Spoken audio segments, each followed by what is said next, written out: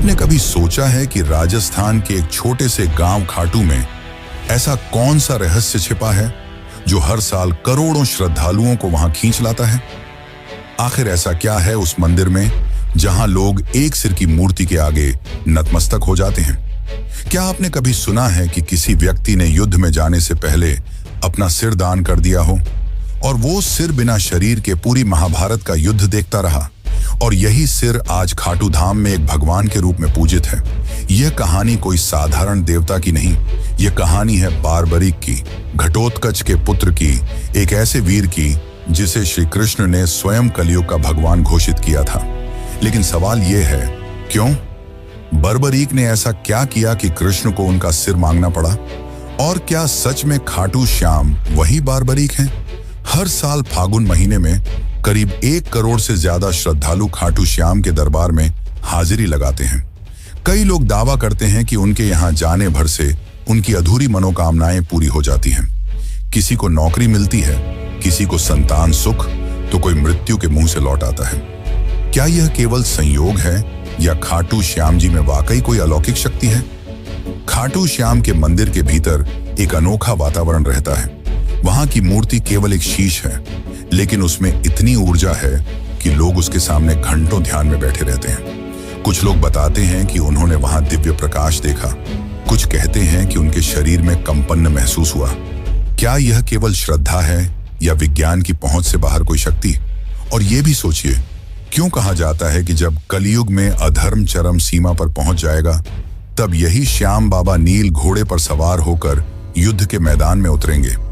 क्या यह केवल एक प्रतीकात्मक विश्वास है या किसी आने वाले महायुद्ध का संकेत? इतिहासकारों के पास इसके जवाब नहीं है और विज्ञान की भाषा यहां मौन हो जाती है।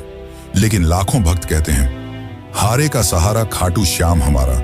जो भी श्याम के दरबार में आता है खाली हाथ नहीं जाता।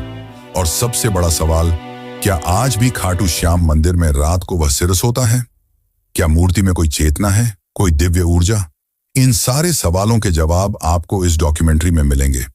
हम जाएंगे उस भूमि पर जहां कृष्ण ने बारबरीक की परीक्षा ली थी, उस इतिहास में जहां युद्ध से पहले एक सबसे बड़ा बलिदान हुआ था, और उस मंदिर तक जहां हर धड़कन श्याम नाम का जाप करती है।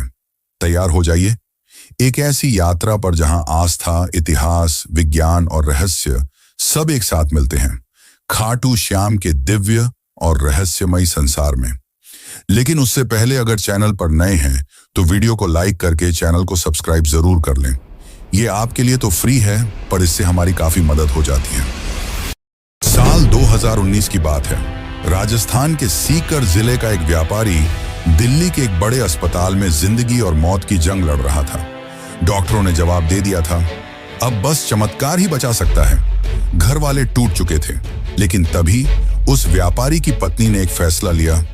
वो सीधा खाटू श्याम जी के दरबार पहुंची। आंखों में आंसू, हाथ में नारियल और दिल में एक ही संकल्प, हे श्याम बाबा, अगर मेरे पति को जीवन दान मिला तो मैं हर साल आपके दरबार में सेवा करूंगी। कहते हैं अगले ही दिन उस व्यक्ति की हालत में चमत्कारी सुधार हुआ। डॉक्टर तक हैरान थे, लेकिन यह सिर्फ एक कहानी नहीं है। ऐसे हजारों किस्से खाटू धाम से जुड़े हैं, जहां विज्ञान की सीमाएं खत्म हो जाती हैं और आस्था शुरू होती है। राजस्थान की तपती रेत पर जब सूर्य की किरणें पड़ती हैं तो लगता है मानो इतिहास की कोई सुनहरी परत जाग उठी हो। इस पावन भूमि की हर सांस में कोई ना कोई गाथा बसी हुई है। इन्हीं गाथाओं में एक है खाटू श्याम की। सीकर जिले में बसे इस मंदिर को लेकर केवल श्रद्धा ही नहीं, रहस्य भी जुड़ा है। कहते हैं यह मंदिर केवल एक पूजा स्थल नहीं, बल्कि एक ऐसी जीवित गाथा है जो आपको महाभारत काल से जोड़ती है। एक ऐसे योद्धा से मिलवाती है जो युद्ध में लड़ने नहीं, सिर कटाने आया था। एक ऐसा वीर जिसने श्री कृष्ण की एक परीक्षा के लिए अपना शीश तक समर्पित कर दिया, वो भी हंसते हुए। क्या आपने कभी सुना है कि किसी का कटा हुआ सिर युद्ध भूमि देखता रहा और फिर वर्षों बाद वही सिर कलयुग में भगवान बन गया? यह वही स्थान है जहां सिर की पूजा होती है, शरीर की नहीं। जहां मंदिर के गर्भगृह में कोई सामान्य मूर्ति नहीं, बल्कि एक ऐसा सिर विराजमान है जिसे वर्षों तक जमीन के नीचे दबा रखा गया था। क्या वाकई वह कुंड जहां से यह मूर्ति निकली आज भी दिव्य ऊर्जा से भरा हुआ है। और यह कैसे संभव है कि उस कुंड में जल का स्रोत किसी को नहीं मालूम, फिर भी वह कभी सूखता नहीं? मंदिर के भीतर कुछ विशेष परंपराएं निभाई जाती हैं, जैसे निशान चढ़ाना। लेकिन क्या आपने कभी सोचा है कि ये निशान केवल एक प्रतीक हैं, या फिर इनसे जुड़ी कोई ऊर्जा वाकई काम करती है? हजारों लोग दावा करते हैं कि उन्होंने खाटू श्याम से कुछ मांगा, निशान चढ़ाया, और फिर वो चमत्कार हुआ जिसे वो खुद भी नहीं समझ सके। क्या ये केवल संयोग था या किसी अदृश्य शक्ति की कृपा?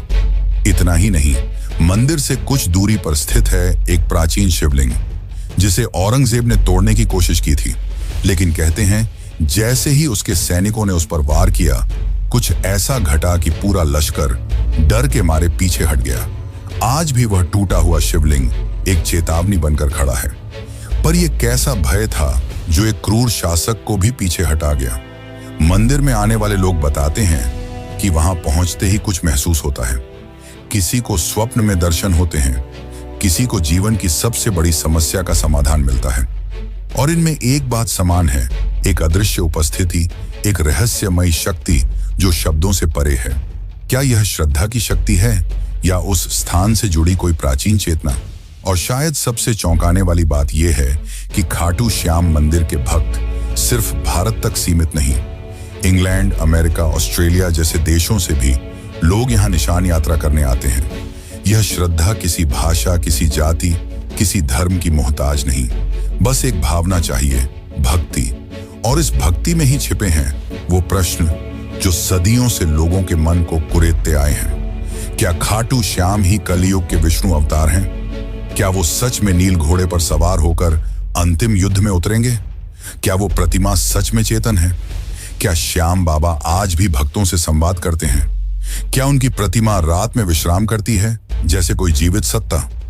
इन सभी सवालों के जवाब आपको इस डॉक्यूमेंट्री में मिलने वाले हैं। और साथ ही हम जानेंगे कि आप कैसे खाटू श्याम की यात्रा कर सकते हैं और आपको कब यहां जाना चाहिए। यह केवल एक वीडियो नहीं, बल्कि एक यात्रा है, श्रद्धा और रहस्य की, इतिहास और चमत्कार की, और सबसे अहम उस दिव्य अनुभूति की जिसे शब्दों में नहीं बांधा जा सकता। तो आइए चलिए उस रास्ते पर जो आपको केवल एक मंदिर नहीं बल्कि एक चमत्कार से रूबरू कराएगा, खाटू श्याम का चमत्कार। बाबा खाटू श्याम का संबंध महाभारत काल से माना जाता है। वे घटोत्कच के पुत्र थे। कथा की शुरुआत होती है उस अंधकारमय दौर से जब कौरवों और पांडवों के बीच तनातनी अपने चरम पर थी। हस्तिनापुर का राजमहल राजनीति, द्वेष और षड्यंत्रों का केंद्र बन चुका था। दुर्योधन के मन में पांडवों के प्रति द्वेष दिन ब दिन बढ़ता जा रहा था। उसे यह भय सताने लगा था कि यदि युधिष्ठिर को राज्य मिला तो भविष्य में कौरवों की सत्ता समाप्त हो जाएगी और वह स्वयं एक सेवक बनकर रह जाएगा। इसी भय और ईर्ष्या ने उसे एक भयावह योजना बनाने को प्रेरित किया, पांडवों को समाप्त कर देने की योजना। भीष्म पितामह ने जब धृतराष्ट्र को युधिष्ठिर के राज्याभिषेक का सुझाव दिया, तब दुर्योधन ने धृतराष्ट्र के मन में विष भर दिया। उसने कहा, यदि एक बार युधिष्ठिर राजा बन गया तो फिर कभी यह राज्य हमारे पास नहीं लौटेगा। धृतराष्ट्र युधिष्ठिर को योग्य मानते थे, लेकिन दुर्योधन के आग्रह के सामने वह असहाय हो गए और पांडवों को वाराणावत भेजने का निर्णय ले लिया। लेकिन यह सिर्फ एक यात्रा नहीं थी, यह एक घातक जाल था। दुर्योधन ने वाराणावत में एक महल बनवाया, ऐसा महल जो बाहर से तो वैभवशाली दिखता था, लेकिन भीतर से एक अग्निपाश था। लाक्षागृह यानी वह भवन लाख, चर्बी, सूखी घास और अन्य ज्वलनशील वस्तुओं से बना था। उसका इरादा था कि एक रात जब पांडव गहरी नींद में हों, उस महल को आग लगाकर उन्हें सदा के लिए समाप्त कर दिया जाए। लेकिन नियति ने इस षड्यंत्र को असफल करने के लिए एक और योजना रची थी, और उसमें शामिल थे विदुर। उन्हें इस षड्यंत्र का आभास हुआ और उन्होंने पांडवों को गूढ़ संकेतों में आगाह किया। विदुर ने सुरंग खुदवाने वाले कारीगर को भेजा और कहा कि एक गुप्त रास्ता वन तक बनवा लिया जाए ताकि आपातकाल में जीवन बचाया जा सके। फिर वह रात आई जब पुरोचन ने महल को अग्नि के हवाले करने की योजना बनाई, लेकिन इस योजना से पहले ही भीम ने प्रतिकार किया। अग्नि वहीं फैली, लेकिन अपने साथ पुरोचन उसकी योजना और निर्दोष भीलनी को भी ले गई। उधर पांडव सुरक्षित सुरंग से निकलकर हिंडनी नदी के किनारे पहुंचे और विदुर द्वारा भेजी गई नौका में सवार होकर दूर एक घने जंगल में जा पहुंचे। और यहीं से प्रारंभ होती है एक नई कथा, एक वीर योद्धा, एक राक्षसी कन्या और एक ऐसे पुत्र की गाथा जो आगे चलकर 3 बाणों से युद्ध का रुख बदलने की शक्ति रखता था। इस जंगल में रहते थे हिडिंब और उसकी बहन हिडिंबा। हिडिंब एक नरभक्षी राक्षस था जो मानव मांस खाकर जीता था। उसने अपनी बहन को आदेश दिया कि जंगल में विचरते पांडवों को मारकर उसका भोजन तैयार करें, लेकिन नियति ने इस कहानी को कुछ और ही रूप देना तय किया था। जब हिडिंबा भीम के सामने पहुंची तो वह उसके वीर व्यक्तित्व और तेजस्विता पर मोहित हो गई। राक्षसी होते हुए भी उसके भीतर प्रेम की एक ज्योति जल उठी। भीम की रक्षा करते हुए हिडिंबा अपने भाई से विरोध कर बैठी। इससे नाराज होकर हिडिंब ने भीम पर आक्रमण किया और फिर शुरू हुआ एक घमासान संग्राम। यह युद्ध शक्ति और छल का नहीं, बल्कि धर्म और अधर्म के बीच था। अंततः भीम ने हिडिंब को परास्त कर मार गिराया। इसके बाद हिडिंबा ने भीम के सामने विवाह का प्रस्ताव रखा। पहले तो भीम ने उसे अस्वीकार कर दिया, लेकिन जब माता कुंती ने हस्तक्षेप किया और एक शर्त रखी कि विवाह के बाद संतान प्राप्ति तक ही वह साथ रहे, तो यह विचित्र विवाह संपन्न हुआ। जंगल में उनका गंधर्व विवाह हुआ और वहीं जन्म हुआ एक तेजस्वी बालक का, घटोत्कच। घटोत्कच का व्यक्तित्व भीम जैसा ही था, बलशाली, पराक्रमी और न्यायप्रिय। कालांतर में उसका विवाह दैत्यराज मुरा की पुत्री अहिलावती से हुआ और उनके 2 पुत्र हुए, अंजनपर्वा और बर्बरीक। बर्बरीक यानी वह योद्धा जिसकी गाथा आगे चलकर काल के गर्व को चूर कर देगी। वह बालक जिसने बाल्यकाल में ही शिव की तपस्या की और उनसे 3 अमोघ बाणों का वरदान पाया, और यह वही 3 बाण थे जिनसे वह किसी भी युद्ध में संपूर्ण सेना का अंत कर सकता था। मात्र 3 बाणों से। लेकिन उसकी वीरता से भी अधिक अद्भुत थी उसकी सत्यनिष्ठा। अपनी माता से किए एक वचन ने उसे एक ऐसे मार्ग पर ला खड़ा किया जहां से इतिहास की धारा मुड़ गई। वह वचन था, मैं सदा हारे की ओर से युद्ध करूंगा। और यहीं से प्रारंभ होता है खाटू श्याम बनने की ओर उसका अंतिम सफर।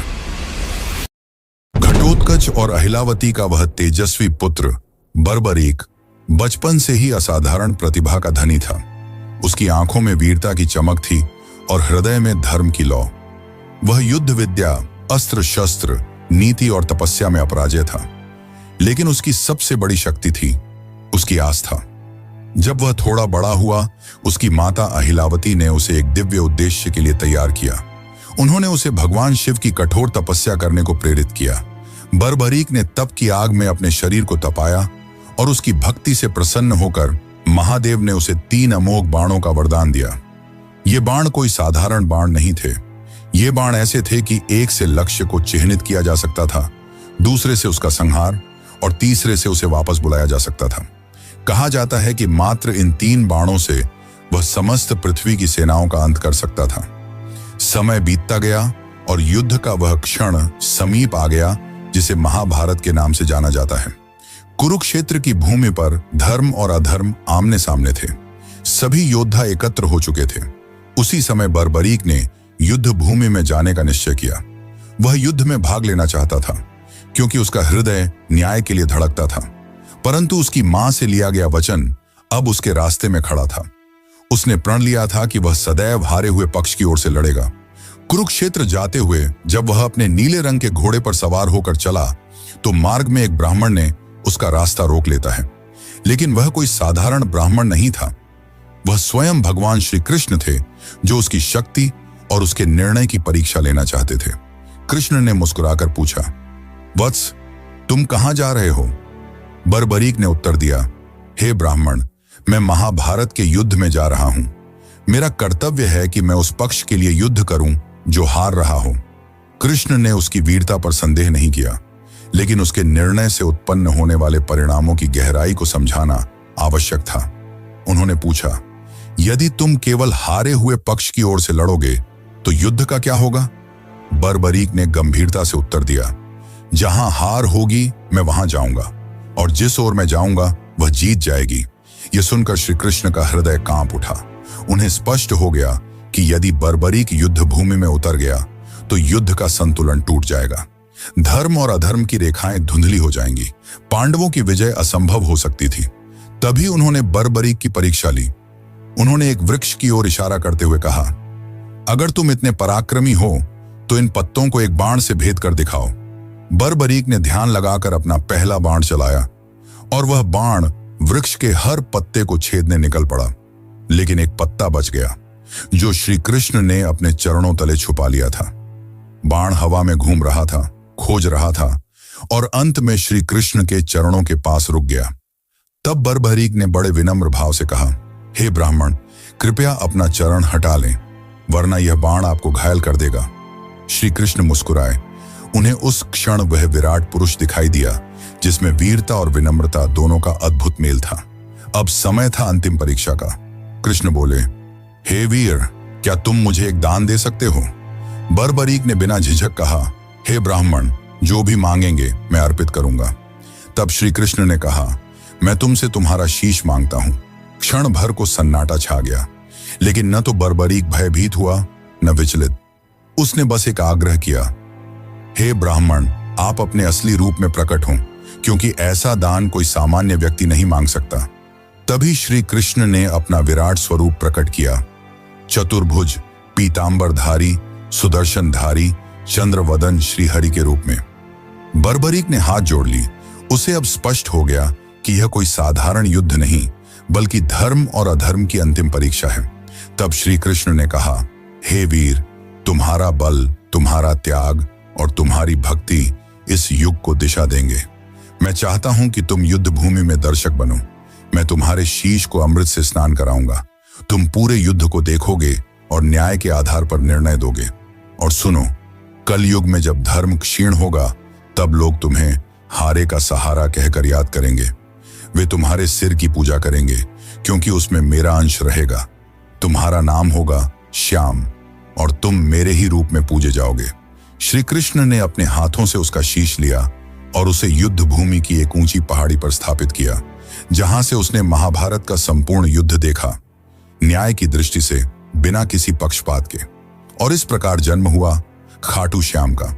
जितना ही रहस्यमयी खाटू श्याम है, उतना ही रहस्यमयी इस मंदिर का निर्माण। तो चलिए अब जानते हैं मंदिर के निर्माण की असली कहानी। खाटू श्याम मंदिर का इतिहास उतना ही गूढ़ है जितनी इसकी महिमा। जब जब कालखंड चुप रहता है, तब तब कोई स्थल, कोई घटना, कोई संकेत स्वयं बोल उठता है। और खाटू श्याम धाम का निर्माण भी एक ऐसी ही पुकार से आरंभ होता है। यह केवल ईंट और पत्थरों की रचना नहीं थी, बल्कि यह उस अलौकिक चेतना की पुनः अभिव्यक्ति थी जो कलयुग में मानवता का अंतिम सहारा बनकर अवतरित हुई। इस पावन मंदिर की नींव उस क्षण पड़ी जब राजस्थान की तपती धरती पर एक असामान्य घटना घटी। कहते हैं यह कोई मंदिर स्थल नहीं था, न ही कोई पवित्र तीर्थ, बल्कि सीकर जिले का एक साधारण सा गांव खाटू। पर एक दिन जैसे स्वयं भगवान ने उस भूमि को पुकारा हो, एक गाय चढ़ते चढ़ते एक विशेष स्थान पर पहुंची और बिना किसी कारण उसके थन्नों से दूध बहने लगा। यह घटना कोई संयोग नहीं थी, यह प्रकृति की चेतावनी थी कि उस धरती के गर्भ में कोई अलौकिक सत्य छुपा है। जैसे जैसे यह बात गांव में फैली, जिज्ञासा बढ़ती गई। ग्रामीणों ने मिलकर उस स्थान की खुदाई करने का निर्णय लिया और जब मिट्टी की परतें हटती चली गईं, तब वहां से निकला एक दिव्य सिर, एक चमत्कारी मुखाकृति जो देखने में साधारण नहीं बल्कि पूर्ण रूप से तेजस्वी और अलौकिक प्रतीत होती थी। उस सिर के साथ कोई आवाज नहीं थी, कोई शब्द नहीं थे, लेकिन फिर भी मानो उसने सबको पुकारा, एक मौन संवाद की तरह। ग्रामीणों ने उस सिर को एक सम्मानित ब्राह्मण को सौंप दिया। उन्होंने उसे अपने घर ले जाकर श्रद्धा से पूजन करना प्रारंभ किया, बिना यह जाने कि आगे क्या करना है। कई दिन बीते। पूरा गांव प्रतीक्षा में था कि अब इस दिव्यता का मार्गदर्शन कौन करेगा। तभी उस रात्रि को खाटू के तत्कालीन शासक राजा रूप सिंह चौहान को एक दिव्य स्वप्न आया, जिसमें स्वयं श्याम बाबा ने आदेश दिया कि मेरे इस स्वरूप के लिए एक मंदिर का निर्माण करो। अब मैं इस स्थान पर वास करना चाहता हूं। समय आ गया है। राजा की आंख खुली और उनके अंदर किसी और ही ऊर्जा का संचार हो चुका था। सुबह होते ही उन्होंने अपने शिल्पियों और पुरोहितों को बुलाया और उस स्थान पर एक भव्य मंदिर के निर्माण का आदेश दिया। इतिहासकार मानते हैं कि यह वर्ष 1027 ईस्वी का काल था, जब फाल्गुन शुक्ल एकादशी के पावन दिन, ठीक उसी दिन जब बाद में खाटू श्याम का विशाल मेला लगने लगा, उस दिव्य मस्तक की प्रतिष्ठा विधिवत की गई। इसके साथ ही खाटू नामक यह गांव, जिसने कभी कोई विशेष धार्मिक पहचान नहीं रखी थी, देखते ही देखते आस्था का केंद्र बन गया। मंदिर का प्रारंभिक निर्माण अत्यंत साधारण था, ईंट, चूना और सीमित शिल्पकारी के साथ, लेकिन समय जैसे जैसे बीतता गया, इसकी महिमा फैलती चली गई। लोगों ने चमत्कार अनुभव किए, बीमारियां ठीक हुईं, बंजर को संतान मिली, भटके हुए रास्ता पा गए, और इन चमत्कारों की साक्षी बनती रही वो मूर्ति जो आज भी उसी गर्भगृह में विराजती है।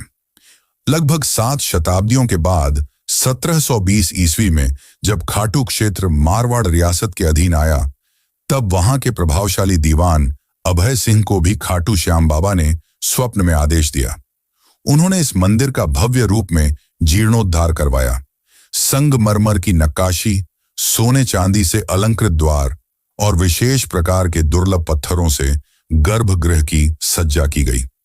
यह वही मूर्ति है जो आज भी खाटू के मंदिर में स्थापित है, और मान्यता है कि यह किसी साधारण पत्थर की नहीं, बल्कि कृष्णकालीन श्याम वर्ण चित्त की प्रतीक शिला की है। मंदिर का वास्तु भी अद्भुत है। इसके शिखर पर लहराता ध्वज बाबा के उस संकल्प का प्रतीक है जो उन्होंने महाभारत युद्ध के पूर्व कृष्ण से किया था। मैं उस ओर रहूंगा जो धर्म की ओर होगा। और गर्भगृह की शांति एक ऐसी अनुभूति देती है कि मानो स्वयं श्याम बाबा आपकी सांसों की गति पढ़ रहे हों। खाटू श्याम मंदिर आज न केवल एक धार्मिक स्थल है, बल्कि एक जीवित परंपरा है। फाल्गुन मेला, लक्खी यात्राएं, निशान यात्रा, खाटू नरेश के जयकारे और वो भजन, श्याम तेरी बंसी पुकारे राधा नाम, ये सब मिलकर इस मंदिर को केवल एक स्थान नहीं, बल्कि एक आध्यात्मिक ऊर्जा का केंद्र बनाते हैं। कई विद्वान मानते हैं कि यह मंदिर इतिहास और अध्यात्म के बीच का एक जीवन संगम है। जहां सिर्फ दर्शन नहीं होते, वहां एक भरोसा जन्म लेता है कि जब कोई हारा हुआ इस दरबार में आता है, तो बाबा उसे फिर से जीवन से जोड़ देते हैं। तो जब अगली बार आप खाटू श्याम के दर्शन करें, तो सिर झुकाएं, केवल एक मन्नत के लिए नहीं, बल्कि उस त्याग के लिए जिसने युद्ध छोड़कर सेवा चुनी, और उस धरोहर के लिए जिसने कलयुग में भी भक्तों को विश्वास से जोड़े रखा। खाटू धाम में जहां एक ओर बाबा श्याम का भव्य मंदिर भक्तों की श्रद्धा का केंद्र बना हुआ है, वहीं इस स्थान का सबसे रहस्यमयी और चमत्कारिक स्थल है श्याम कुंड। यह कोई साधारण जलाशय नहीं, बल्कि एक ऐसी पवित्र सरिता है जिसे स्वयं बाबा श्याम के शीश से जुड़ा हुआ माना जाता है। मान्यता है कि जब उस दिव्य मस्तक को धरती की गर्द से निकाला गया था, ठीक उसी स्थान पर यह कुंड प्रकट हुआ, और तभी से यह कुंड केवल जल का स्रोत नहीं रहा, यह बना भक्तों की आत्मा को शुद्ध करने वाला एक अलौकिक स्नान तीर्थ। कहते हैं इस कुंड में डुबकी लगाने मात्र से जीवन भर के पाप मिट जाते हैं। श्रद्धालु जब यहाँ आते हैं तो आंखों में आंसू, हाथ जोड़कर सीने में उम्मीद और आत्मा में पश्चाताप लेकर श्याम कुंड की ओर बढ़ते हैं। हर डुबकी, हर प्रार्थना एक कहानी होती है, किसी की टूटी उम्मीद जुड़ने की, किसी की बिगड़ी तकदीर सुधरने की। कुंड का जल सदा शांत, ठंडा और निर्मल रहता है, मानो खुद बाबा श्याम उसमें समाये हों। इस कुंड को लेकर एक और बात इसे पूरी तरह रहस्य से भर देती है। आज तक कोई यह निश्चित नहीं कर पाया कि इसका जल आता कहां से है। वैज्ञानिक दृष्टिकोण से जब भी इसे परखा गया, इसकी कोई स्पष्ट जलधारा न तो ऊपर से आती दिखी, न नीचे से कोई स्रोत मिला, पर फिर भी कुंड हमेशा लबालब रहता है, और इसीलिए लोग कहते हैं कि इसका जल पाताल लोक से आता है। ये बात सुनने में कल्पना जैसी लगती है, लेकिन जब आप वहां खड़े होकर चारों ओर देखेंगे और महसूस करेंगे कि कोई स्रोत न होते हुए भी जल लगातार बना रहता है, तब एक अलौकिक सिहरन आपके भीतर दौड़ जाती है। यह कुंड अपने आप में एक मौन चमत्कार है, जो सिर्फ आंखों से नहीं, हृदय से महसूस किया जा सकता है। श्याम कुंड से कुछ ही दूरी पर स्थित है दो और पवित्र स्थल, गौरी शंकर मंदिर और गोपीनाथ मंदिर। इनमें से गौरी शंकर मंदिर के साथ जुड़ी एक कथा दिल को झकझोर कर रख देती है। यह घटना तब की है जब मुगल सम्राट औरंगजेब की सेना ने इस पावन स्थल को निशाना बनाया था। धार्मिक स्थलों को नष्ट करना उसकी नीति थी और खाटू भी उसकी लिस्ट में आ गया था। उसकी सेना जब इस मंदिर को गिराने पहुंची तो सबसे पहले शिवलिंग पर भालों से प्रहार किया गया, परंतु उस क्षण कुछ ऐसा घटित हुआ जिसे देखकर सैनिकों की रूह कांप उठी। जैसे ही भाले शिवलिंग से टकराए, वहां से रक्त की धार फूट पड़ी। यह कोई कल्पना नहीं थी। वहां उपस्थित सैकड़ों लोगों ने स्वयं अपनी आंखों से वह दृश्य देखा। यह मानो शिवजी का प्रत्यक्ष आक्रोश था जो उन्हें अपनी रक्षा के लिए जगाना पड़ा। सैनिक घबरा गए, उनके हाथ कांपने लगे और वे डर के मारे वहीं से भाग खड़े हुए। और आज भी सैकड़ों साल बीत जाने के बाद भी उस शिवलिंग पर भाले के निशान स्पष्ट रूप से देखे जा सकते हैं। वो घाव जो उस दिन धर्म की रक्षा में स्वयं भगवान ने झेले थे। इस घटना के बाद किसी भी आक्रमणकारी की हिम्मत नहीं हुई कि वह इस धाम की ओर आंख उठाकर भी देखे। राजस्थान की राजधानी जयपुर से लगभग 80 किलोमीटर दूर स्थित यह खाटू धाम आज भले ही भक्तों का तीर्थ है, पर हर ईंट, हर दीवार, हर मोड़ किसी चमत्कार, किसी त्याग और किसी पुकार की कहानी कहती है। यहाँ केवल यात्रा नहीं होती, यहाँ होता है एक आध्यात्मिक विसर्जन, जहाँ लोग अपने भूतकाल, अपने कर्म, अपने दुखों को छोड़कर वापस एक नए जीवन के साथ लौटते हैं। इस धाम तक पहुंचने के लिए अक्सर रिंग्स के मार्ग की सिफारिश की जाती है और यह रास्ता भी प्रतीक बन जाता है उस भावनात्मक यात्रा का। तो चलिए, अब मैं आपको लेकर चलता हूं एक ऐसी यात्रा पर जो सिर्फ पैरों से नहीं बल्कि दिल से पूरी की जाती है। यह यात्रा है खाटू श्याम जी के दरबार की, जो आपको भीतर तक छू जाती है। मान लीजिए कि आप तय कर चुके हैं, इस बार बाबा श्याम के दर्शन जरूर करने हैं। आप सुबह सुबह अपने घर से निकलते हैं, दिल में एक अजीब सी हलचल लिए, जैसे कोई आपको खींच रहा हो। रास्ते भर हारे का सहारा बाबा श्याम हमारा की धुन जैसे हर सांस में गूंजती रहती है। आप जयपुर, दिल्ली, चंडीगढ़ या देश के किसी भी कोने से यात्रा शुरू करें, ज्यादातर लोग खाटू श्याम पहुंचने के लिए रिंग्स स्टेशन का रुख करते हैं। यह स्टेशन खाटू धाम से लगभग 17 से 18 किलोमीटर की दूरी पर स्थित है। जैसे ही ट्रेन स्टेशन पर रुकती है, आप देखेंगे कि सैकड़ों लोग पहले से बाबा की जयकारों के साथ तैयार खड़े हैं। स्टेशन से बाहर निकलते ही आपको हर तरफ श्याम भक्त नजर आएंगे। कोई दंडी यात्रा कर रहा है, कोई निशान लेकर चल रहा है, कोई नंगे पांव, कोई माथे पर गुलाल लगाए, आंखों में आस्था लिए बाबा की ओर बढ़ता चला जा रहा है। अगर आप पैदल यात्रा करना चाहते हैं तो रिंग्स से खाटू श्याम तक की ये लगभग 17 किलोमीटर की यात्रा आपके लिए एक तपस्या जैसी बन जाती है। रास्ते में भक्त भजन गाते हुए चलते हैं, श्याम तेरे भक्त दीवाने जैसे गीत हवा में गूंजते हैं।